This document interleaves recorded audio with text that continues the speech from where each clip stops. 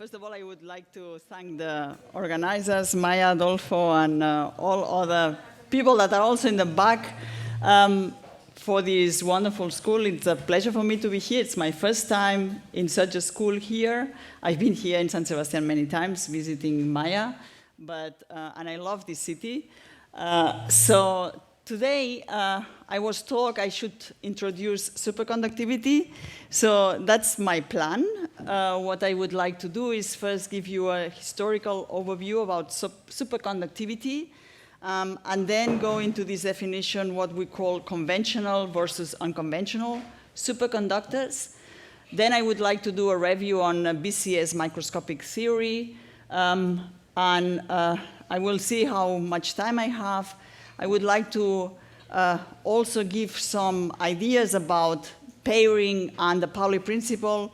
So basically, what kind of symmetries do we expect for the order parameter of a superconductor?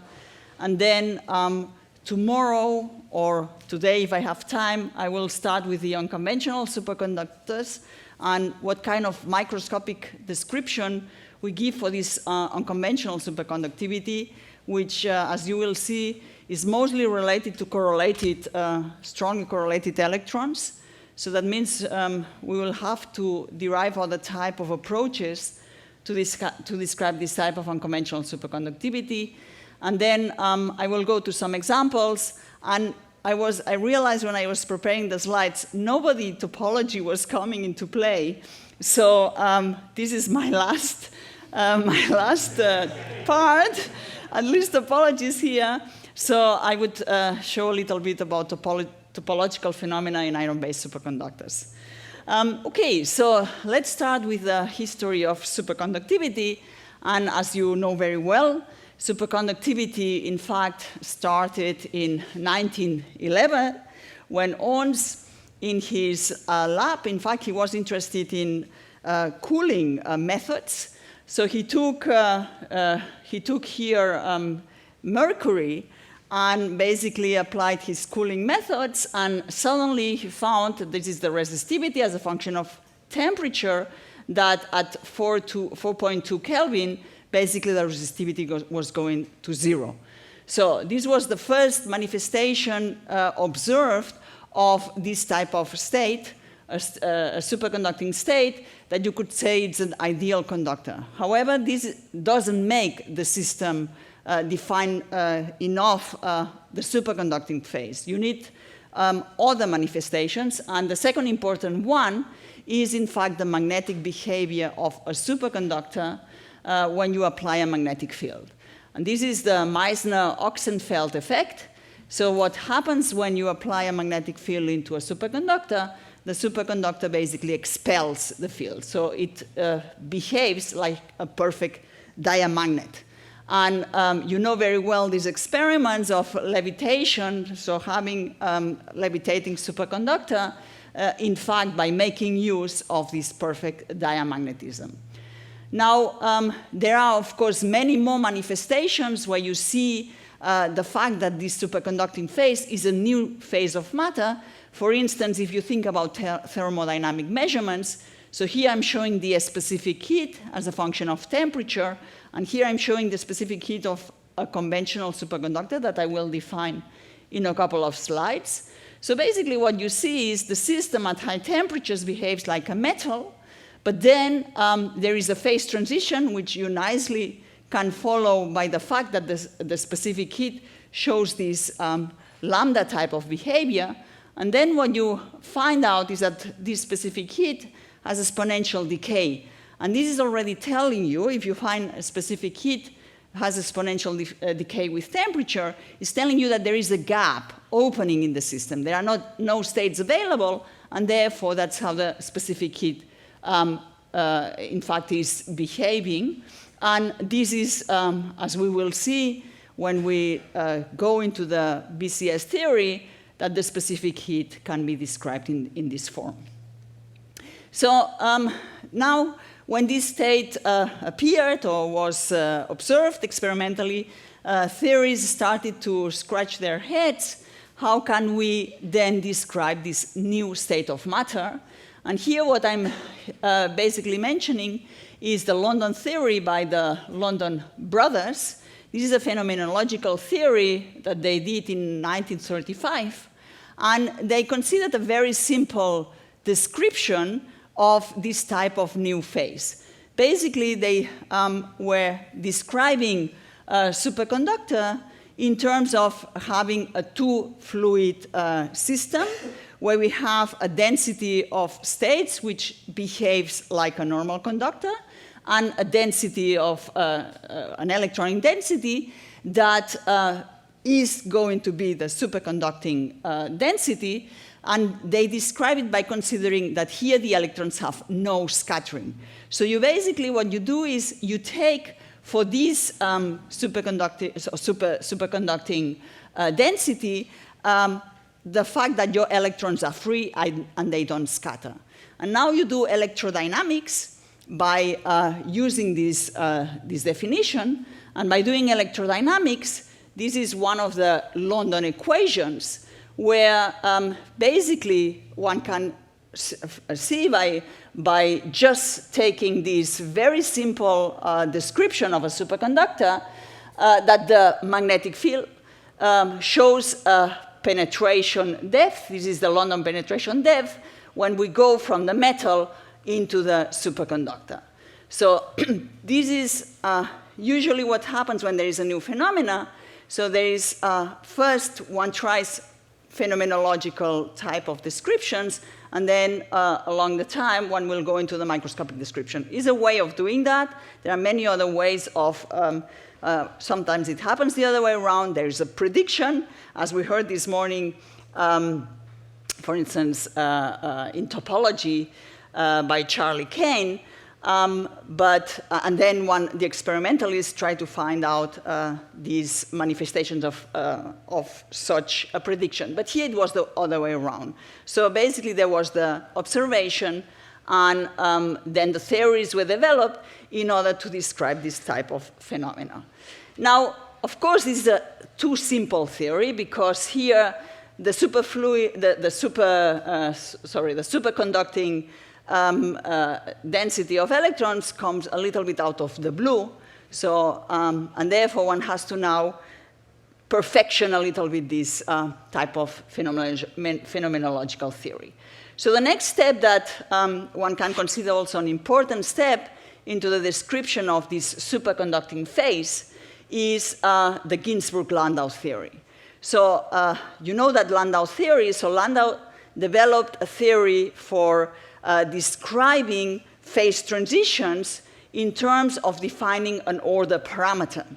And the most known example is when you have a system that is paramagnet, you lower in temperature and it goes into a, let's say, for instance, ferromagnet, you can define as an order parameter the magnetization of the system. So that then you can define a free energy functional, that it is a function of this order parameter, and with that, and with it, then you can describe the two phases. When the system is paramagnet, the order parameter is 0. When the system is in the ordered ferromagnetic phase, it's when the order parameter is different from 0. So this concept was also applied to superconductivity, to the defining now an order parameter for the superconducting state. And because we are now talking 1950, so what was important, of course, is to go beyond this London theory to include also the fact that you can have a spatial dependence in your superconducting phase. So the order parameter is, in fact, very simple. It's basically the wave function, where the square of this wave function, so the betrag, so the modulus squared of the wave function should be our superconducting density. Now, so this order parameter, it defines basically a rigid state. This should be the wave function of the condensate. And as you can see, this condensate has a broken U1 symmetry. So now what we want to do is to describe this superconducting state, but also the possibility of the phase transition between the superconducting state and the normal state. So one can write now this generalization of the free energy functional that Landau had introduced, for instance, for the magnetic case, as we were saying, but now as a function of the order parameter as well as the vector potential. So when we consider that we may have the superconducting system also in the presence of a magnetic field. So therefore, we have, these are the typical terms of the expansion of this functional as a function of your order parameter. And of course, there are also these extra terms here that come from the coupling to the vector potential, so to the magnetic system. And what it is important here is that this here is the charge of the system. And when Ginsburg, Landau were writing up these equations, where then, of course, by applying, for instance, extract from this equation, one can extract the information about the thermodynamics of the system, they found out that the charge that you have to put in these equations is not E, the charge of an electron, but 2E. So this is already in this type of functional, it's already the information that in this new state of matter, we're going to talk about a state where we have charge of 2E. And this is, in fact, the Cooper pair that Cooper introduced, and it was, of course, it was later on, of course, developed in many different theories. So these are, I would say, the two examples of phenomenological descriptions of superconductivity. Let me go now to the next steps in history, and this is, of course, now let's go to the mechanism. So which is the origin of the formation of this superconducting state, where I find that the elementary charge is not E, but it's 2E. And this is, in fact, due to Barden, Cooper, and Schrieffer. I didn't say that, but many of the people that work in superconductivity have Nobel Prize. So there was, also, of course, also there was a Nobel Prize for Ginsburg, Landau's theory, and there was a Nobel Prize for the Barden, Cooper, and Schrieffer, or in short, the so-called Bcs theory. And the idea is, it's very simple and it's very nice. So basically, they proposed a way of describing the ground state of the superconductor as a coherent state of Cooper pairs that we can describe in the following way. So you see that this is basically a product. So we are now defining the pairs in the reciprocal space.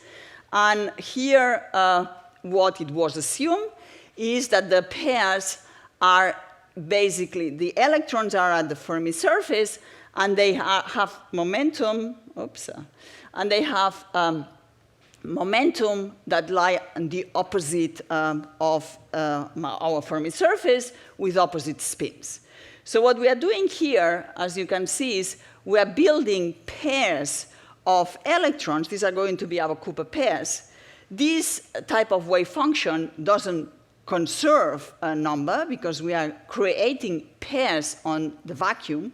And the vacuum is, in fact, our C, our Fermi C. And of course, this has to be a normalized wave function. So therefore, these, the parameters UK squared and VK squared have to be equal to 1. I will go back to this wave function when I derive the Bcs theory in a mean field way. So in fact, a beauty of the Bcs theory is that at the mean field level, it gives us all the information that we need to describe a superconductor and the thermodynamic, so thermodynamic and transport properties of a superconductor. So, so this is now a very basic wave function. And the question is, what brings this Cooper pair together? So maybe I would go to the next slide, and then we can go back. So the question is, how do these Cooper pairs form? So in principle, we have charges that, so there is a Coulomb repulsion between these charges. So in principle, we expect between the electrons, there will be a Coulomb repulsion. Of course, because we are in a solid, it will be a screen Coulomb repulsion. So here I just wrote screen Coulomb repulsion, where this is given by the Thomas Fermi screening length. And of course, we have the coupling with the lattice. So therefore, here is the second part, which is the important one in these conventional superconductors, which is the coupling of the electronic system to the lattice. But now what is important, so now we can define, if this interaction is not very strong, we can define that this is going to be the attractive interaction, and how this interaction is defined is in the following way. So there is always this nice picture where one sees an electron. Basically, it's a negative charge, and because it's a negative in a lattice of ions that are positively charged, so basically this electron is going to deform the lattice, so it creates a cloud of a positive charge. And now a second electron, which is really very far away, just when this electron is already gone, fills this cloud of positive charge because of this distortion, and then there is an effective attraction between the two electrons. So this is a key point in the BCS theory, that the way the electrons avoid this Coulomb repulsion is in time. So it's a retardation effect. So the interactions are retarded. And when we do unconventional superconductivity, we will see that we have to rethink about the way that we describe the effective attractive interaction, or what is in fact what causes the formation of this Cooper pair in an unconventional superconductor. But this is the case for a conventional superconductor, where the glue of these Cooper pairs is the electron-phonon interaction. So this was 55, and let's say during all these years, there was a lot of, in fact, looking for new superconductors that basically would follow into this rule of conventional superconductors. And there is this interesting paper from Bernd Matthias in 1955, who was, in fact, setting a set of rules where you should look for this state of matter. So, for instance, that transitional metals are better than simple metals. There are favorable electron-atom ratios. So, as we will see when we derive the BCS theory, it's very important to have, so this Cooper pair lives because I have a Fermi surface. Without a Fermi surface, we wouldn't have a Cooper pair building. So it's very important what happens near or at the Fermi energy. Then the next proposal was the high symmetry is good, so cubic symmetry is best to realize this type of superconductors. And then there were things like stay away from oxygen. So if you have oxides, you are not going to find superconductivity there, of this kind at least, but at that time, this was the superconductivity. Also, magnetism is really detrimental for superconductivity. And of course, you need metals, so don't go into insulated states. But what is interesting, if you read this paper, is that there is one more line there, say, stay away from theories. And our experimentalists should tell that us, but probably sometimes it's true, but sometimes it's not. So, but this is probably he got experience with theories that I don't know. But this is very interesting when you read the paper. So, these were the rules that were put in 1955. However, that's what's good in any field of research, is that scientists are not afraid by any rules or any sort of dictating this will happen and this will not happen. So people is very curious and try to see whether something happens or something new appears. And this is, in fact, one of the, so I'm going now to show you after this, so starting in the 70s, how new superconductors were starting to be discovered that were not follow this pattern of these conventional superconductors. And I will tell you why they don't follow these patterns. So one of the nice works is Frank Steglich in 1979.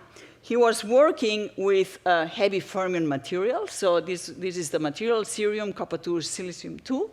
So this material is heavy fermion because cerium, these are F electrons. You have F electrons which are very localized. Therefore, the effective mass of these electrons is extremely high.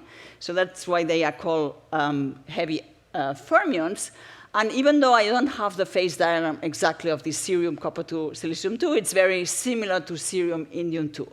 So basically what you have is, this is temperature as a function of pressure, and let me concentrate on this material, which behaves similar. So at low temperatures, the system is orders antiferromagnetically, but they were able to really go to very low temperatures, and then the system becomes a superconductor. And the question is, where does this superconductivity come from? I do have here very strongly correlated electrons. So this mechanism of electron-phonon coupling is probably not to be very active here to promote superconductivity. And moreover, I am here in the Kondo physics realm. I don't know how much you know about Kondo physics, but this is, in fact, a whole field that was developed with these heavy fermion materials, where in principle what you have is usually you have these F electrons, which are very strongly localized, and they have a spin in the lattice, and then you have conduction electrons. So you have a hybridization between these F electrons and the conduction electrons. The conduction electrons can be, for instance, the conduction electrons of copper. And now if you, and this is what Kondo found out, if you go down in temperature, so there is a critical temperature where the spin of these F electrons basically builds a singlet with the spin of your conduction electrons. And therefore, it sort of screens then the magnetism. And what you have is this so-called Kondo peak, Kondo physics, or for instance, in resistivity, what you see is that there is a change in the slope of resistivity. So this is the physics that Frank Steglich was interested in, and suddenly he finds superconductivity. So the question is, how does this superconductivity arise in such a material? So this is a first question mark, but let's continue. Now, this, in 1986, this was the big revolution in condensed matter, which was the work by, the measurements by Bernoth and Müller, where they were working with ceramic materials, so oxides. These are the kind of oxides, so these are layered copper oxides that are separated by lanthanum or strontium. So in fact, if they are separated by lanthanum, this system is an antiferromagnetic insulator, but what is important is that it is a Mott insulator. And what is a Mott insulator? So when we are exactly here at no doping, what we have is copper here, it's a 3d9 ion. So we have one hole per copper. And because these are 3D electrons, they are very correlated. So at this filling, exactly at half filling, we have one hole per copper. Copper sits in a square lattice. So basically, we have one spin per copper. And the system, if you were to just neglect correlations, and you would do a band structure calculation, this is a half-field system, you should get it as a metal. However, because these are very localized electrons, so basically they form this lattice, this is a Mott insulator. So it's an insulator because of the strong Coulomb repulsion. So now what happens that the parent compound was an antiferromagnetic, it was an insulator. So what they did is start doping the system. And doping the system, for instance, you can do it by substituting lanthanum by strontium. So what you are doing, because the oxidation of lanthanum as strontium changes by 1, so basically, effectively, what you are doing is you are doping these layers of copper oxide. So you are putting charges into the layer. Now, by putting charges, this is the phase diagram that one obtains. So you basically, the magnetism disappears, and suddenly this superconducting phase appears. So in fact, the paper where they publish these results, the superconductivity of this material is not very high, but it's high enough, higher than the previous superconductors. I think, if I don't remember wrong, it was 26 Kelvin. But, and if you read their paper, which is a paper in Zeitschrift für Physik, where they publish these results, they are extremely cautious because they couldn't believe themselves that they were getting so high superconductivity in an oxide, which had been by many other scientists said, oxides will never give you superconductivity. So this was a real discovery. And right after their discovery, already there were many other materials also of this kind by pushing up the TCs, and I think now the record, as I will show in a moment, is 120 Kelvin. So, and this is extremely surprising, especially if you come from this conventional superconductivity that I was showing to you. So now let me show you another class, and this is the work by Yoshiteru Maeno, strontium ruthenate. Strontium ruthenate, the idea with this material, this is also, as you see, a perovskite, like the cuprates. And here, the idea is whether we can have a similar behavior as in the cuprates, but now substituting coppers by ruthenium. So this was a little bit the idea behind this strontium ruthenate. And indeed, this material becomes superconductor at the very, very low temperatures. And this material has a long history. I don't know how much time I have. I am telling too many histories, and then I don't come to my but maybe let me tell you just 2 minutes. So when this material was discovered, of course, there were many scientists then looking into this new superconductor. And there were NMR experiments done in Japan where they saw that the superconductivity should be a triplet superconductivity. So you saw that in these conventional superconductors that I was showing to you, I had a total S equal to 0 spin singlet and a total L equal to 0. So I was considering the most symmetric case. But now here, these experiments would show that here one could have even a type of unconventional superconductivity, which would be a triplet, so that the Cooper pairs, they pair into a triplet. So, and these, there were many work and papers, theory and experiment around this triplet superconductivity disorder parameter, until recently, a couple of years ago, Stuart Brown, who is an expert in NMR, redid NMR experiments and found out that there had been a problem by doing these experiments when observing whether it's a triplet superconductivity. So basically, when you go below the TC, if the NMR signal in the 1/T just goes constant, it's telling you you may have here some kind of a spin different from zero state. But it seems that in the measurements in Japan, they had some influence of the normal state. whatever. So the system is not a triplet superconductor, it's a singlet superconductor. However, there is now a lot of work being done in this material, what happens when you're straining, and it is still not completely clear which is the order parameter that defines superconductivity. So this is also a field of research which is now intensively being discussed. Another big family of superconductors, also unconventional superconductors, are organic superconductors.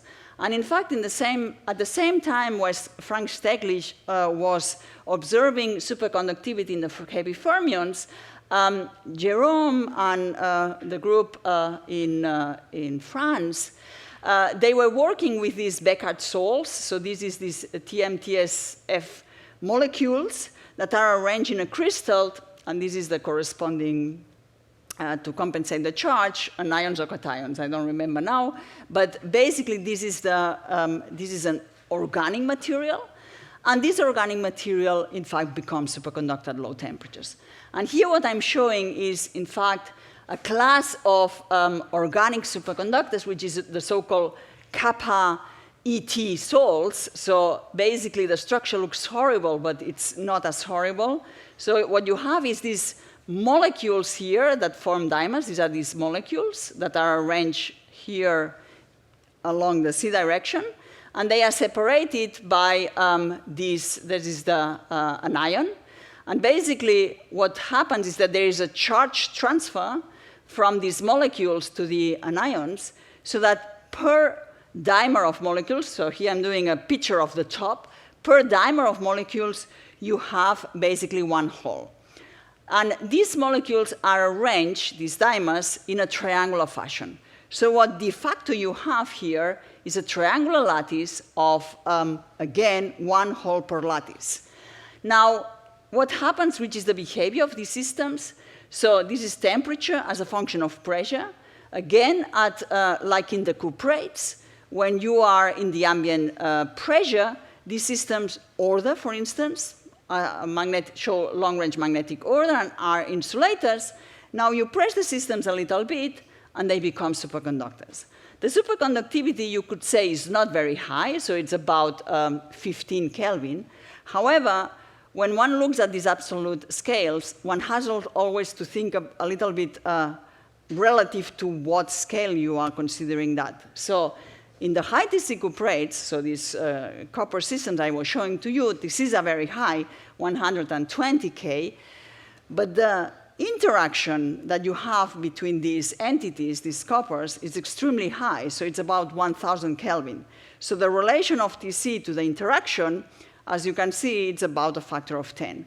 Here, the interaction in this effective interaction between this dimer is about 180 Kelvin.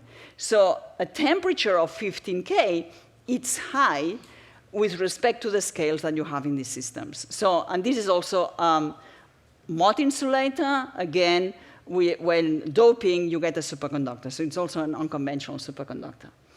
And I think this is the last class that I have here in my slides, which are the iron-based superconductors. So in 2008, the group of Hosono in Japan, they took, in fact, a material, it's this one here, where you have layers of iron arsenic separated by layers of oxygen and, so this lanthanum and oxygen. And what they did is they doped the system, so they dope it by substituting oxygen by fluorine. And what they observed is the following. Again, temperature here as a function of doping. The system in the parent compound shows a spin density wave. It's metallic. So here we are not dealing with a Mott insulator. It's metallic. And now by doping, basically magnetism disappears, and the system gets superconductor. And these are now a whole family of materials with TCs that I'm showing here. The TC of this material was 20-something K, but let me show you in the chart how the TCs went up. And these materials also have a very, very much discussed. because they show a phenomenology which is a little bit different to the other materials I showed to you. So if I were to draw a generic phase diagram for all these novel superconductors that I showed to you, basically what we have is temperature as a function of doping or pressure, where we saw in all cases there is a magnetic phase, and then by going to a critical doping or pressure, the superconducting phase appears. And I'm going to make use of that when I talk about unconventional superconductivity. And in fact, in the examples I showed to you, electronic correlations are important, which will come into the theory. So this is the chart of how the superconductors have evolved. This is from the US Department of Energy. And of course, they have to, every couple of years, they have to input more. So let me show you where we are. So here, 1911 is where Kamerlingh Onnes saw for the first time superconductivity in mercury. And with these green dots, we are showing here all these conventional superconductors. So all these superconductors where the mechanism is an electron phonon type of mechanism. So you can see that along the years, TCs went up, up, up. And here is magnesium diboride. This was a surprise because this is an electron phonon system, but the TC is super high. So it's 40K, which goes almost beyond the limit of the prediction that one has from BCS for these conventional superconductors. What has been a surprise, but maybe not so much as a surprise because there was a prediction by Ashcroft. Ashcroft, many years ago, predicted that if you are able to have a material where you have hydrogen, because the Debye frequency of hydrogen is going to be very high, you may be able to push up the critical temperature. And we will see in a moment, when I do the microscopic BCS, where this Debye frequency enters into the prediction of TC. And this is, in fact, thanks to people like Eremets, who spent many, many years working with this type of materials and putting them on the very high pressures. And very high pressures is very high. So this is 155 gigapascals. This is 270 gigapascals. So it seems these experiments are extremely difficult. So you take these materials and you put high pressures in order to be able to push up the TC by manipulating the phonons. Now, of course, you are putting this material into a diamond cell, for instance, but then you have to do the contacts to measure that you have a superconducting state. So it seems that this is not trivial, but he did that, and what they found is that TC really goes into room temperature TC. So this is now a very interesting field of research where there is a lot of, in fact, theories that are doing predictions by using, for instance, machine learning and all type of methods for predicting. Now the idea is let's go down in pressure to make this superconductivity at ambient pressure. Now here we do have, the stars are our heavy fermions. The heavy fermions, so starting with the system by Frank Steglich. And as you see, TCs have been going a little bit up. They were here in the 2000s. There was this material, 20K. But these are the heavy fermion systems. This is strontium ruthenate. This is the class of high TC cuprate materials. As you can see at ambient pressure, these are still the materials with highest TC. Then we have here I didn't talk about them, the fullerene class of materials where they also show large critical temperatures.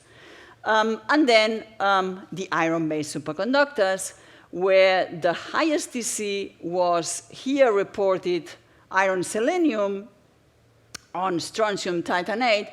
However, this report has not been confirmed by another lab, so it's not clear that this is the case. all others are in this region. So this is now the chart of superconductivity, and maybe now, before I go into BCS, and I don't know, I don't look at the time, so how much time do I have now? Maybe like 10, 15 minutes. Okay. So, yeah, okay. What I don't do today, I will do it tomorrow, so let's continue. So, terminology. So what do we call conventional and unconventional? And you will see that different people use different terminology. So let me give you a definition, and then we will discuss about that. So usually we call unconventional pairing when electrons are bound by exchange of electronic excitations and not by phonons. So conventional superconductivity, the mechanism is electron-phonon. Unconventional superconductivity, the mechanism is not electron-phonon. There is also a distinction between a trivial superconductivity and non-trivial superconductivity. And what one refers when one says non-trivial pairing, it means that the pairing of your Cooper pairs is not an S-wave pairing. So it can be a D wave, an F wave, a P wave. So the Cooper pair wave function has a lower symmetry than S wave. However, there are many people that nevertheless call non-trivial pairing also unconventional pairing. I hope that I'm not mixing, giving too many definitions, but these are the you may also see the description of unconventional pairing when we are in non-S-wave states, even though we may be in an electron-phonon type of coupling. Although I have to say that usually electron-phonon type of coupling is an S equals 0. The most of the cases is an S equals 0 state. OK, so let me start, and then probably my time will be over, by doing a review of the BCS theory, which I'm going to do it by doing a mean-field approach, which is, in fact, very nice with, as I was mentioning to you, that by just applying mean-field onto the many-body Hamiltonian, we can get all the information about this state. So I will start with a simple model to include the fact that I can build Cooper pairs. So the simple model contains the band energy and then the pairing interaction. So I skipped a lot of steps, sorry for that, but I think my time is not that long. So I basically now write down the elements that I need in order to describe this state. And what I need is I need kinetic energy, and I need the pairing interaction. And this pairing interaction can be represented in terms of in a Feynman type of diagram, where we have, as you can see, is the annihilation of a pair of electrons at momentum k prime up k prime and minus k prime with opposite spins, and creation of these electrons at momentum k and minus k, respectively. And I am considering, as I was telling to you, that these states are at opposite positions in the Fermi surface. And this is the strength of this pairing interaction. Now, the band energy is given basically as a function of the chemical potential, which is defines the filling. And here I'm going to consider, for simplicity, that the pairing interaction is, in fact, a pairing interaction given by a delta function, so that the Fourier transform of, basically, when we transform this pairing interaction, this is the G that I have included here. And so it's a contact, we assume a contact interaction, which is attractive, so J is negative. So now, of course, this Hamiltonian, as you can see, has this term that has 4 operators. We cannot solve it exactly. So let's do mean field, where we are going to decouple these interaction terms in terms of expectation value of two operators. And of course, one can consider the definition of particle density, the expectation value of C dagger, the spin density, this would be the corresponding expectation value. But since we are interested in this state of matter where we form these Cooper pairs in this condensate, this is the most important expectation value, which is the one that defines the Cooper pair. So the expectation value of annihilation of a pair of electrons at k and minus k with opposite spin. Now, what we do, what we all do when we do mean field, we just bring back this decoupling of the Hamiltonian, and then when we write now our resulting Hamiltonian by including this decoupling, we can here express this term where this BK was this off-diagonal, this condensate BCS. So this is this delta complex conjugate and delta, which is going to be, in fact, our gap equation. But basically now this is our new mean field Hamiltonian. And now the question is, how do we solve this Hamiltonian? Because as you can see, there are all these off-diagonal terms. And this is because I chose as the mean field expectation value precisely this off-diagonal term. So, and this is now what I'm going to do is what Bogolyubov showed is, OK, let's define a new set of states. I can do basically, I can define a new basis of state. Mathematically, I'm defining a new basis of states, which are these gamma states, and so that I can write my creation and annihilation operators for the electrons as a linear combination of these new states. And these are, we will see that they have a meaning, a physical meaning. These are the quasi-particle excitations of the superconductor. So if you now take and do this substitution, you take this Bogolyubov transformation, and you plug it back into your mean field Hamiltonian, then your Hamiltonian becomes diagonal. And this is what you wanted, because you want to find out, in fact, all the energy and the states and all the properties you want to derive out of this Hamiltonian.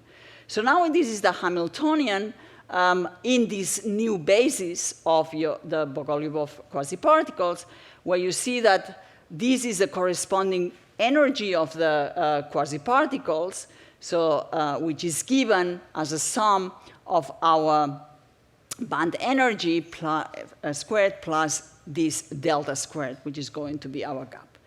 So if we now plot this quasi-particle spectrum, in fact, what we see is that in this superconducting state, these quasi-particles describe the excitations to a superconductor, and what we have, this is the gap between my superconducting state and my normal state.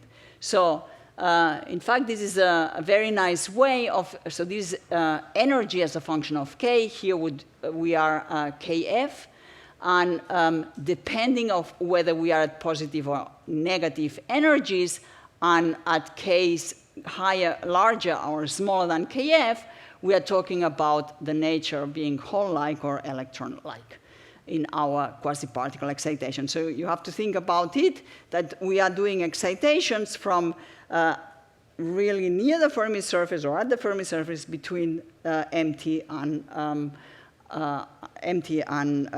filled states around the Fermi surface. OK, so now we can go back to this equation that we had, that we introduced in our mean field, which is, in fact, the one that describes this gap, the gap equation, where this is the Fermi distribution function.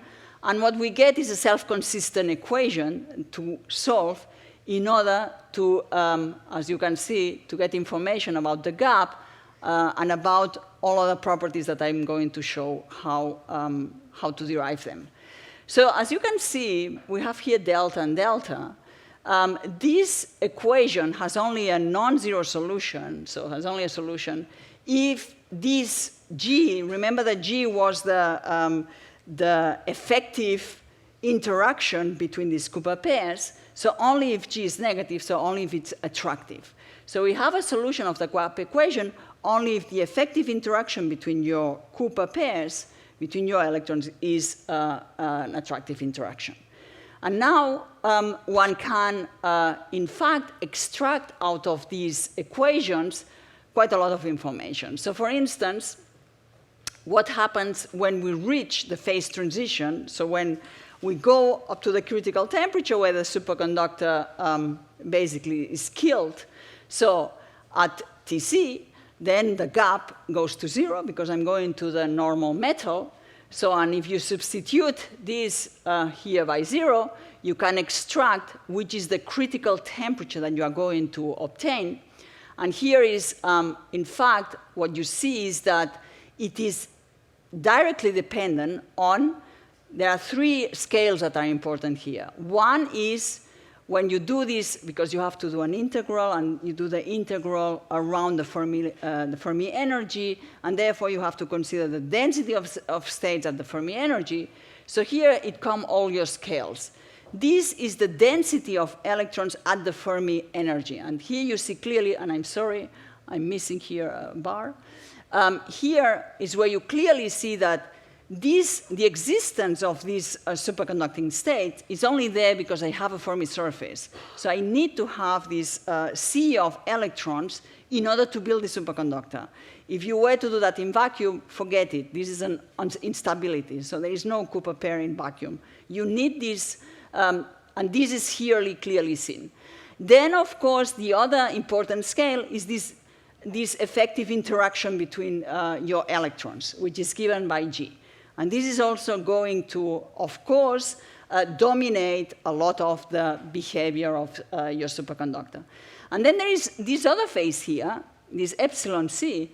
And this epsilon c comes because when we do this integral, so when we go from the sum to the integral, there is a range of energies around the Fermi level where we are describing these Cooper pairs.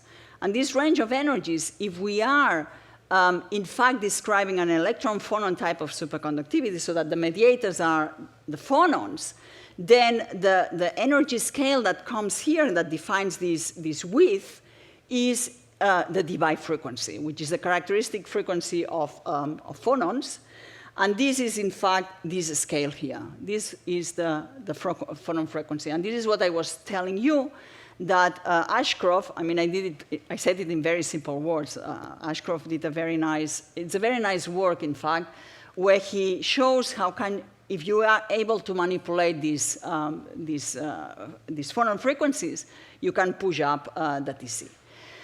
Other more predictions is now let's put ourselves at t equals 0. At t equals 0, then this is the value of the gap. So this is, in fact, the picture of the gap function as a function of temperature. And we can also calculate the condensate energy. So the energy of the superconductor, of course, this is all in the weak coupling approach. I think my time is over, right? OK, so maybe that's my last slide today. So in fact, this BCS theory is extremely successful theory, and it explains very well, and it predicts all the properties of these materials that I'm showing here. So it predicts TCs. And one more important, for instance, interesting experiment is the isotope effect. So if you want to really see that this is an electron-phonon type of behavior, so what do? You go to your material, you change. For instance, what one does is one change oxygen and makes or carbon or whichever, let's put oxygen. No, here there is no oxygen. But in one of these materials, you just change it by an isotope 1, that it's heavier. And then you should see this effect by measuring your thermodynamics if the superconductivity is a electron-phonon base. And this is what is being seen, the isotope effect. OK, so I think I stop here, and I'll continue tomorrow with that. Thank you.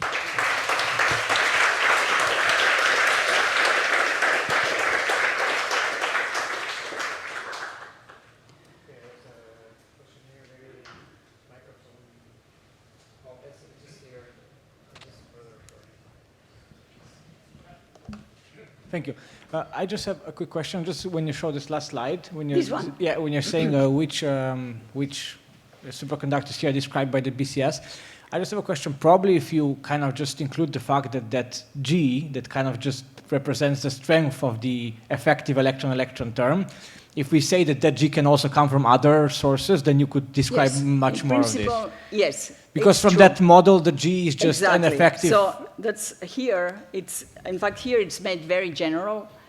In principle, these scales, as far as you describe an effective interaction, and as fine as you describe basically what defines this Cooper pairing, it can be as general as you want. That's true. So basically, you're saying that the biggest problem is just finding what the origin of G is, but with this model, in principle, all of that should be possible to describe. There's not like in principle, yes, and in fact, it has been done. It's just the question is, what does the G come from? But you will see that this breaks down when the electron, this Coulomb repulsion is very strong. Then you cannot anymore. This doesn't survive anymore. The electron-photon coupling is not strong enough. And then you have to think about other mechanisms. This is what I'm going to show tomorrow. But this is indeed very general. You could, in principle, separate this derivation from which is exactly the mechanism, because this, as I was showing, this is the diagram. Whatever is now your glue, you define it exactly. Okay, thank you. Yeah.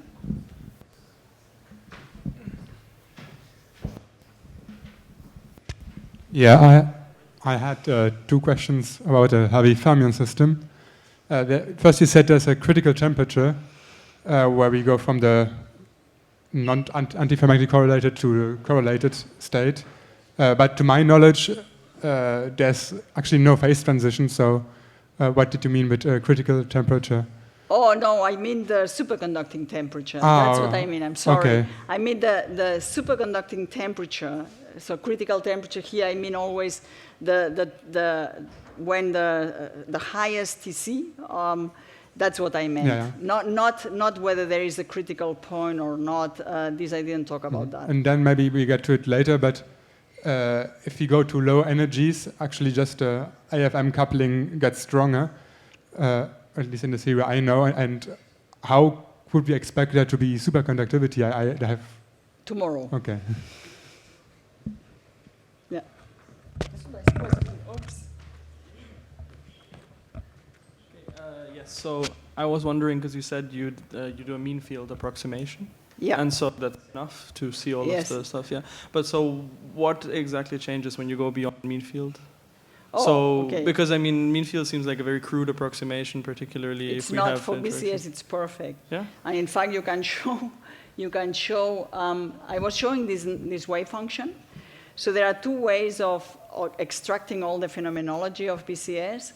One is by doing mean field, and the other one is by working with a wave function, so as a variational wave function, and you come to the same result. But yes, you can go beyond, and in fact, especially so when let's say electron repulsion starts to be important, then there is the Eliashberg theory. There are a lot of extensions of BCS when your system is not as ideal as you would like.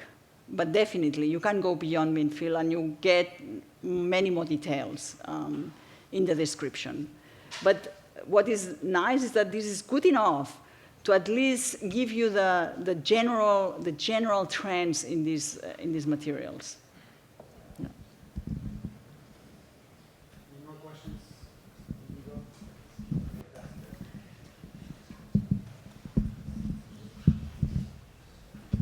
Thank you. So for the question that, coming from a point of view where I really don't understand much about superconductivity, I'm getting this equation, that the critical temperature goes with this the one. Yeah, exactly that one. So that prefactor that goes with the Debye frequency that you discussed, or what's this one. Yes, this is the Debye frequency exactly. So for the electron phonon mechanism, this is the Debye frequency. So one uses as a scale for defining your acoustic phonons the Debye frequency. So is there any physical limit to that frequency, or yes, that's why you know. So that's why you know exactly how, You know exactly how large your TCs can be because these Debye frequencies are all tabulated by. So you just go to your materials and they are all tabulated, and there is a maximum value that they can take. So they don't go to infinity, definitely not. So regardless of the structure of the material? Yeah, depending on the structure of the material. So what you would do, so for instance, you would do a phonon calculation, and you would extract your acoustic and your optical phonons, and then you can see for every material you can extract this characteristic Debye frequency, which is defined as CQ, and depending on the slopes. And this is what defines here the TC. Yeah. Thank so you. if you find a material, so in fact, this magnesium diboride was a surprise, because something very interesting happens with the phonons. And this is why in this material you go up to almost 40K. But it's because of the special features of the phonons in this material. It was a special phonon. Because all the hydrogen compounds at high pressures, it's not this mechanism? Well, there what happens is that you are dealing with hydrogen. So you are dealing with very, very light atoms. And therefore, you are going to expect that your phonons, extremely fast. And that's why you can then push up the TC. There is now also a lot of discussion whether there is also other mechanisms contributing to this superconductivity, but this is in fact the dominant one. Yeah. Thank you.